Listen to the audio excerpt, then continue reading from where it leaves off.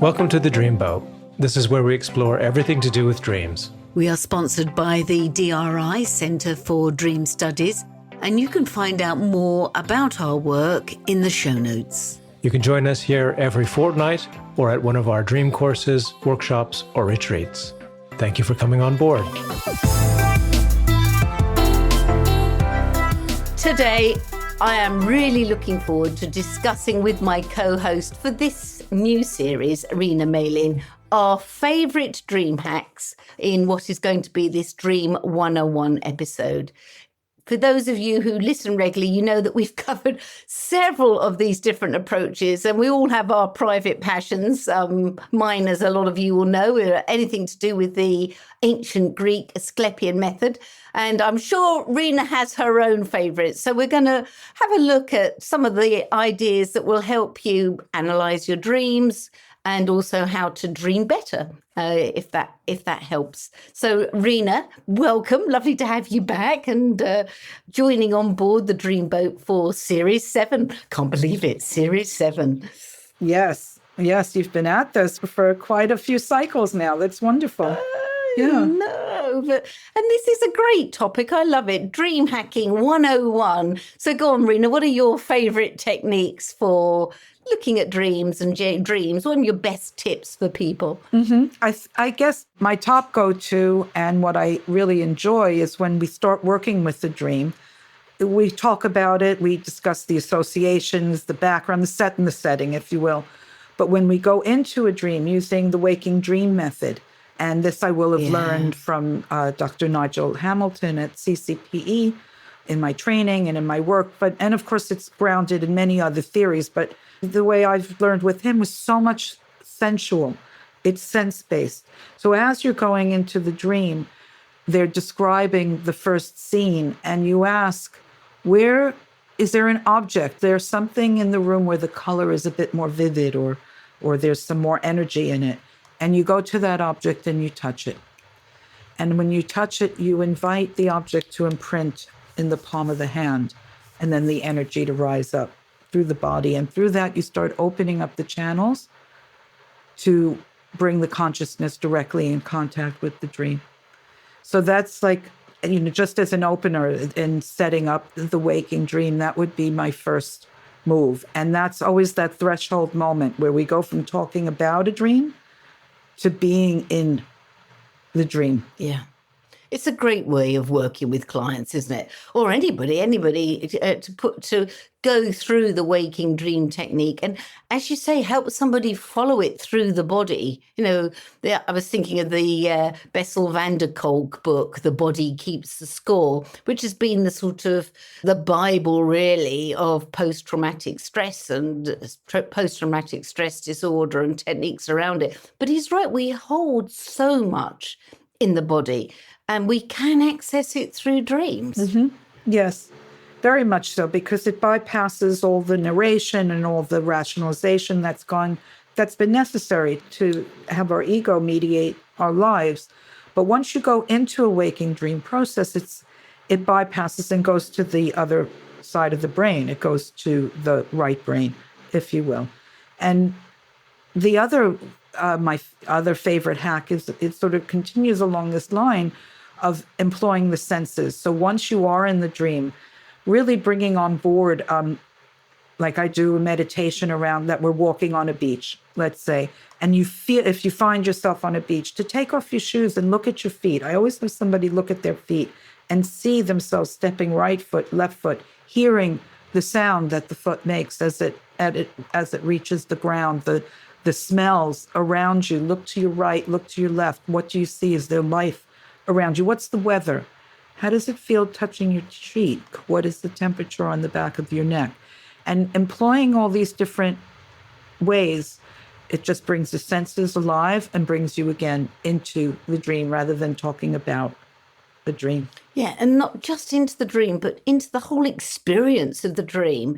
You can access more the associations. What's it like to have the wind on your face? For suddenly that just one question can open up a whole box of interesting associations and symbols, and which is the sort of next layer down as such for interpretation. Mm-hmm.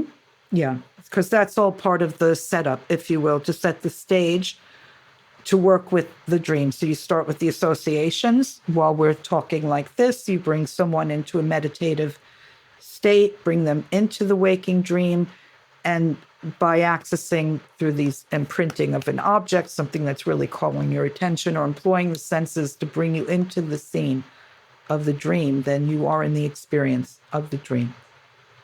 Yeah. Yeah, it's interesting. You saying that about the beach and walking along the beach, you reminded me when somebody did that to me and took me on a beach walk using all the sort of sensory experience that was available.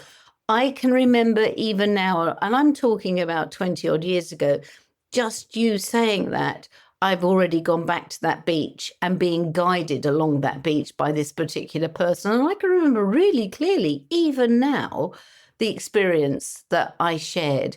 And so you're right, it is just, people forget when they're so busy turning to their symbol guide or looking online to find out from a symbol dictionary what, for instance, a swan might mean or whatever, without even thinking, first of all, what is the sensory experience that I had while I was having that dream? And you're right, it is the first place to start.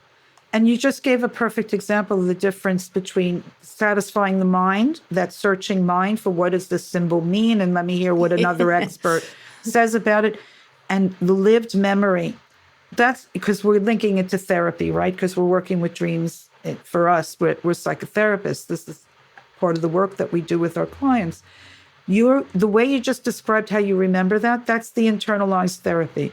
So you can be in therapy for forever, but you have one session that does this dream work like this, and you have internalized that memory, and you can recall it viscerally as if it's alive today. And so whatever message you received, whatever learning that you took from that, working with that dream, is still with you 20 years later. Yours. Yeah. Have forever. Yeah. No, I agree. You reminded me of a particular client where we actually explored a water dream at quite a sort of sensory level to begin with. And she'd constantly kept having a series of different water dreams. Now, you and I, as putting our alchemy hats on, another interesting hack in terms of dream interpretation. But, this is solutio, this is transformation by water. And the dreams kept flooding in, all puns intended, thick and fast. And she didn't want to go anywhere near the water. And it took several dreams before she finally not only went in the water, but decided that she was feeling brave enough to go under. And it was such a transformational moment for her because we worked on what the feeling was like, what the sensory experience was like before we went anywhere near the emotions, which were clear for her. They were very scary, the emotions.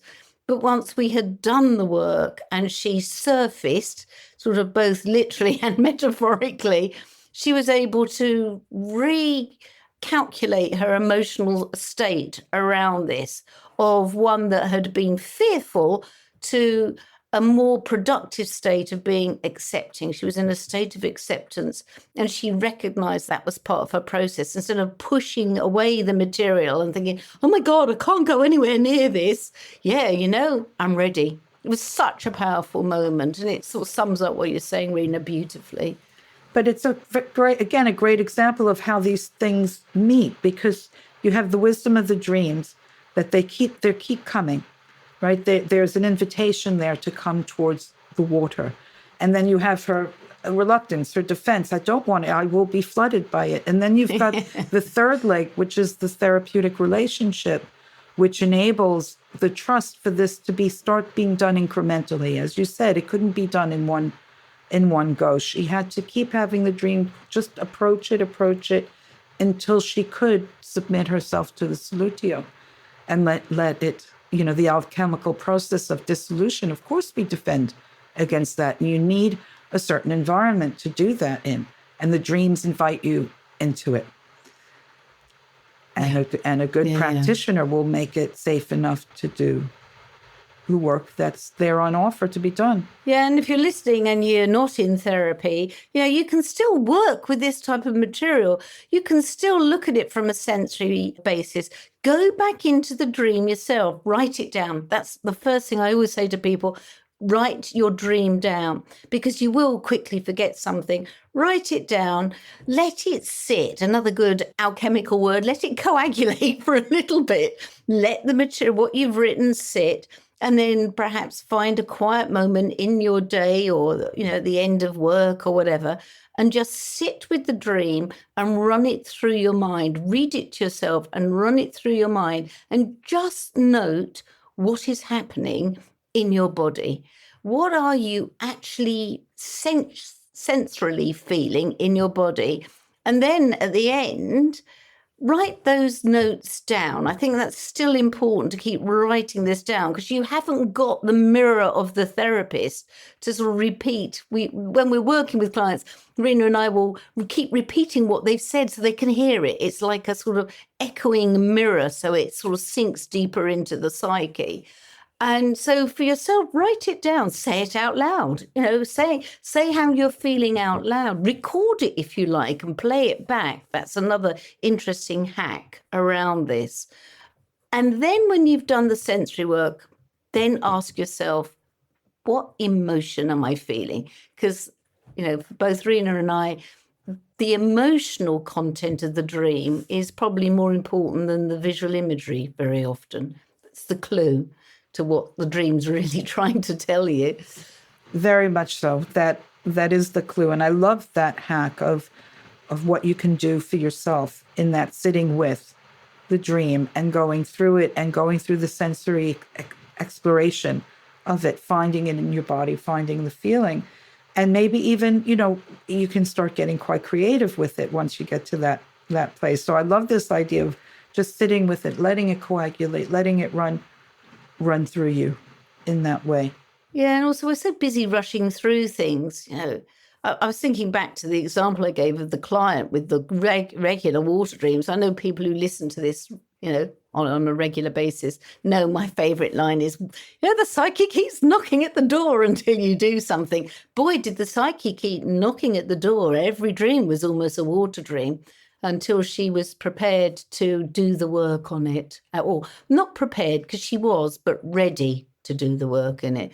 It reminds me actually when I was a kid, going to the local indoor swimming pool, and they had these really high diving boards, and my cousin was he would jump off at any height. And I remember I must have been only about 9 or 10, standing at the top of this sort of very high diving board or platform, and him sort of cajoling me to jump off. And it sort of took me several attempts before I was ready to jump off. The number of times I walked back down those steps, back down to the side of the pool, thinking, no, I'm not going to do it. It's just all too much, before I found the courage. And I think that's what the psyche enables us. It doesn't let go, but it will gently be persistent enough till we are ready.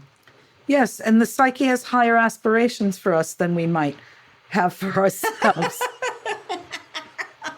Drats. It knows better. We can understand why we put up those defenses, why it's fearsome, but it's really coaxing us into believing, you're stronger than you think. And, if you think about how weaponized our emotions become in our internal world, I was just thinking that as you were saying that, it's like how sad that is. I become frightened of my own self. And I'm creating all these defenses against my own self. And the psyche is inviting you. It's like, yes, it might appear scary, but you're stronger than you think.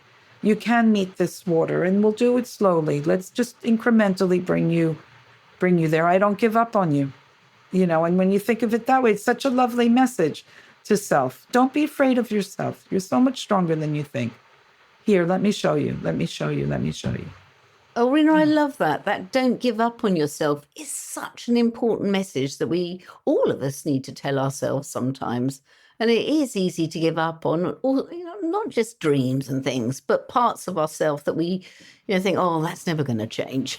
And you can. And I think dream work, even if you're working by yourself, is a great way of finding change in your life or how you address issues and problems. There are other techniques that can come in. As Rina says, the psyche invites you in to do the work. And how much better to do it metaphorically than in your lived life. So go, answer the call to be beckoned into the water, be subsumed, get bounced around in the waves. It's you're getting to live your own live action drama through your dreams. Titanic. Yeah. The Dreamboat is a project of the DRI Centre for Dream Studies. If you're the kind of person who is fascinated by the mystery of dreams and you want to learn more about the transformational power of dream work, check out our workshops, lectures, retreats, and training courses at driccpe.org.uk. Also on the website, you can support the podcast and all of DRI's work by becoming a member for just over £30 a year. That gets you discounts and first access for our ticketed events, as well as access to videos and extra material online. That's driccpe.org.uk, and you can find the link in the show notes. Now back to the podcast. So do you have any other favourite biohack? I'd say biohacks because we're talking about the body, but dream biohacks, for want of a better description. Well, I guess I just started hinting towards it, that creative, active imagination part, that once you've made the associations, been in the dream, acclimated yourself to being in this environment, this magical environment where anything can happen because physics have different laws in dream world. And so, for instance, if your terror is that you will be subsumed in a tsunami, you can grow gills and suddenly be able to breathe underwater. We can start employing our active imagination. So if the psyche is sending a message, or the collective is sending a message to the dream that we feel overwhelmed by, we might start employing methods of, what might I do in this situation? How might it change? What magic object might I divine to come into my hand at this moment that will help? And it starts employing imagination and agencies and problem-solving skills and changes that whole relationship to what we feel so subject to. So it's Jung spoke of this, quite a bit, of employing an active imagination. Louis von Franz spoke about it through fairy tales, that we fashion these narratives in order to play with these forces, these archetypes that come through to us through dream language, and we can play with them. So that would be my favorite hack. Another favorite hack would be, once we're in the dream and once we've acclimated and become comfortable, invite yourself to start changing it around, to extend it, to bring in other things. Yeah, I like the creative imagination part for obvious reasons. You and I trained in working in that sort of Jungian way, in that sort of using the creative imagination for change. And I think some of the dreams I remember the most are the ones that I've drawn. And one that I've actually put something down on paper. I'm no artist. And I always say to people, look, you don't have to be an artist. Half the fun, again, it's this physical sensory involvement with the dream, just through drawing it or trying to express it. It's so powerful. And again, another hack is go away, draw after you've written your dream down and you've played it back to yourself and you've looked at it from a sensory point of view, go away and draw it. Paint it, color it. You illustrated the big step that I forgot, is how do you get to start playing with it with your active imagination, is first you externalize it and so that you can see it and it becomes somewhat concretized in that respect. So you can start relating to it as another being. And so, yes, drawing it is perfect, and let go of all that inner critic stuff. Paint it, get yourself some, be a child. Yeah. Lots of Get yourself Crayola some crayons. pens, lots of crayons, felt tip pens. Oh, I love all of that stuff. And listen, honestly, I am no artist, but as I said, the dreams I remember the most are the ones that I did something visually creative with them. And I think if you are working by yourself, which a lot of people do, once you've painted the dream, let it, again, the word seems to be coagulate, let it just sit for a while. You'll find that it will probably surface again the next night or within the next few nights. But then if there's some change that you want out of that dream, when you look at the image and there might be some images within it that you don't like, you recognize those are the parts you need to transform in some way. Do the drawing again, do the drawing how you would like it to be, and then see what happens for the psyche within your next series of dreams. I think that's quite a useful a useful hack, useful if you haven't, even whether you're working with a therapist or not, I think it's quite a good thing to sort of play with. Well, I've had clients come to me who they do all this on their own, and it's like they might just come in to work on something else, but they come with this whole, portfolios of work that they've done on their own. And it's quite extraordinary what you can do on your own. It is this meditative, contemplative, coming into relationship with your inner world. Of course, it's wonderful to have a witness, to have a guide, to be in groups, but it's a meditative process. And it's fun. Get that, that big box of Crayola crayons with 64 different, colors, or the large pack of Sharpies that like smell wonderful and have all the big bold colors, and externalizing it and working with it. And, what you've described is then you can create sequences of your dream inner world, of your dream messaging and encounters with dreams. And Dr. Hamilton works with this quite a bit. This starts displaying the transformative process, that alchemical transformative process, if you're tracking your dreams over time. Or, as you said, the before and after of having a dream and then working on it, how it changes the imagery. These are great ways to work with the inner world. And if you have a dream journal, I know a lot of people actually, when they've written the dream down, do little sketches around it so that they're there within the dream journal, which I think is also a lovely idea, which you can then pull out and make into something bigger. The beauty of that is that you can very quickly track themes through dreams. Because often when we write them down, we're writing them down. It's only when somebody else looks at it and think, there are a lot of bridges in your dreams, or I'll use an earlier image, there are a lot of swans in your dreams.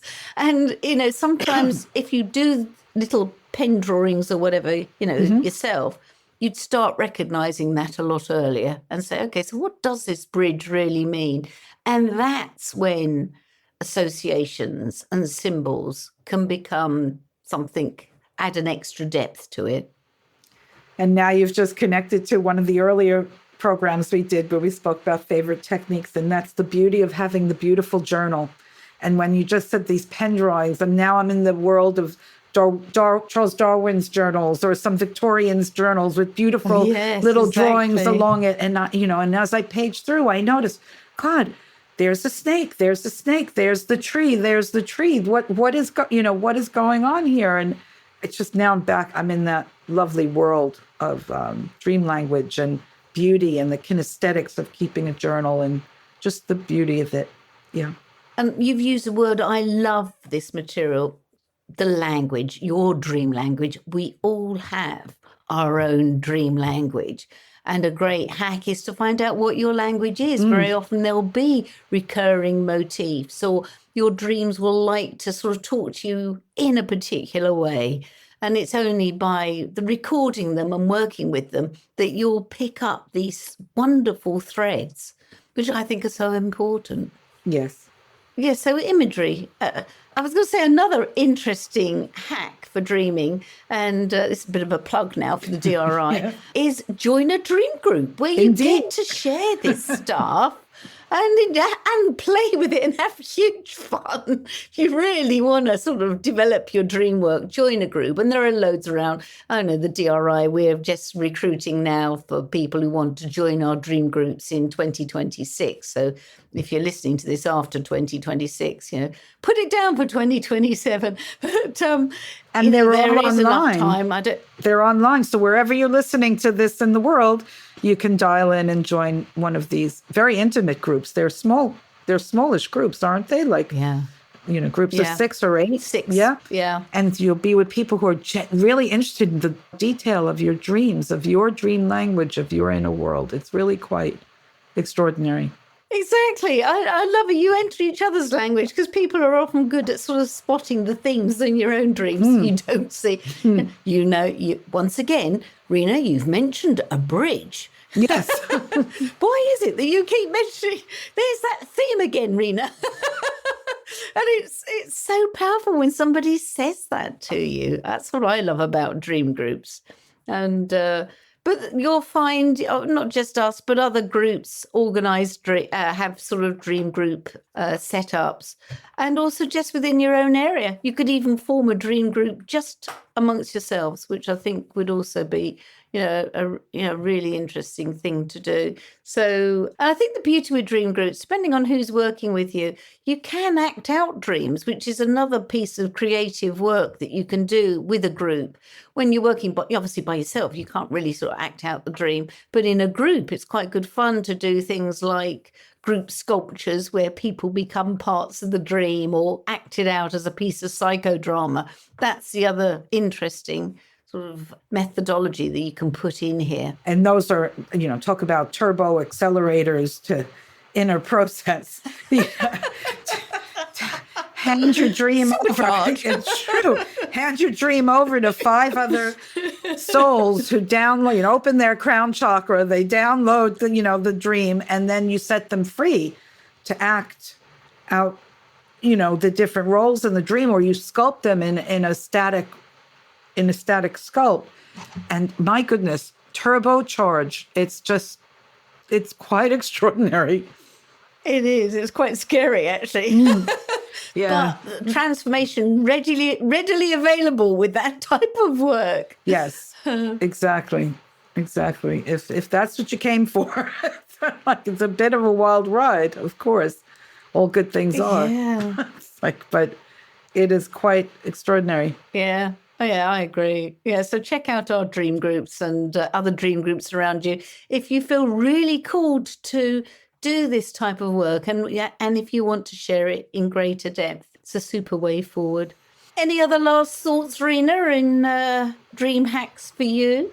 What I see is we're encouraging it, and it made me wonder, why are we so, actively encouraging it? There's something about the collective growth of being in touch with dreams. It's just, if you're asking yourself, what can I do in this world? It's starting to feel rather despairing out there. This is something you can do, is develop your inner world. There's something very powerful about adding that back into the collective, this kind of dream work. So the hack is just do it. Just do it. Yeah. Yeah. Mm-hmm. Yeah. I think possibly my number one hack, hearing you talk after all of this, is get yourself a book, a dream journal. Start with that. Yeah. Because at least you're engaging with the dream process. The minute you wake up, it's best to try. I mean, I don't use a journal so much anymore. I'm dreadful. I've got on notes on my phone, my little group that says dreams. And I wake up and I quickly, do it on my phone, because if I got a dream journal, I need a light on, and then that would disturb my partner, and on it would go. So it's just easy to sort of bash them out like that. But just write it down and come back to it, I think, is beautiful. And the other thing I always say to people is give the dream a title, because it helps you remember the basis of it.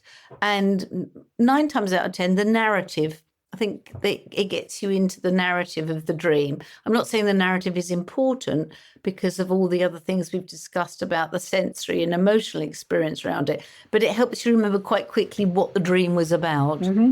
And I think that's very useful. Mm-hmm. Indeed. Yeah. So after the dream journal, work with the dreams, play with them.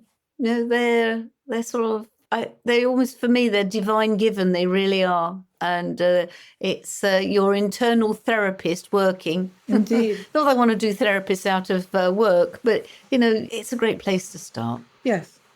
And if you're inclined to want to meditate, but you're not quite sure what to start with, this is a very good thing to sit and meditate on. You sort of follow your breath inward, create that stillness, and just sit with the dream. Just sit with the dream and see, there you go. There's your meditation. Lovely. So there's a few dream hacks from Rina and I. If you've got any others that you'd like to share, then write in. Let us know through the normal channels. There's obviously our channels on Instagram and obviously through to our website on our email address. We really look forward to hearing a little more about your own dream hacks for Dream 101. And so it's looking forward to sharing the rest of the series with you. Stay with us. Hope you've enjoyed this. We've got some exciting guests lined up this year. And so sit back and enjoy Series 7. So it's sweet dreams from me. Go well, everybody. Dream well, go well. So thank you for joining us for this week's episode. Don't forget to like us and leave comments on your favourite podcast platform. As I'm sure you know, that's the way we build an audience for the Dreamboat podcast and also to spread news about dreaming. And as we said, there are many ways you can share your dreams at the DRI, the Dream Research Institute. Yes, we have courses, events, and workshops, and we want to hear from you. So check out the show notes for links, or find us on Instagram and on our Facebook page and on our website at driccpe.org.uk. And if you want to explore your dreams further, or you would like to support us, you can join the DRI as a member for just £30 a year. As a member, you will get discounts for all of our events and short courses. You'll get our newsletter with latest dream research news, and we'll also be adding other special member benefits during the year. Of course, members' dreams will always be given preference for reading on the podcast Dream of the Week slot. So go to the link on the show notes and become a DRI member today. Keep dreaming and keep sharing your dreams.